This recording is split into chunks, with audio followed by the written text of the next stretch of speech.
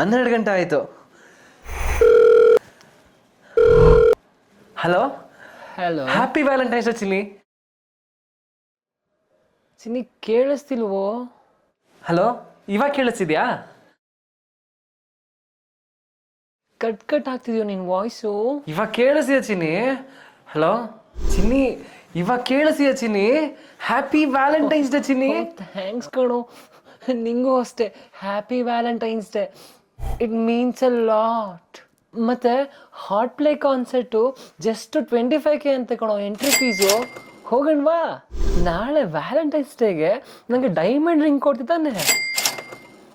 Hello hello hello hello ಚಿನ್ನ, ನಂಗೆ ನಿನ್ನ ವಾಯ್ಸ್ ಕೇಳಿಸ್ತಿದೆ ಕಣೋ.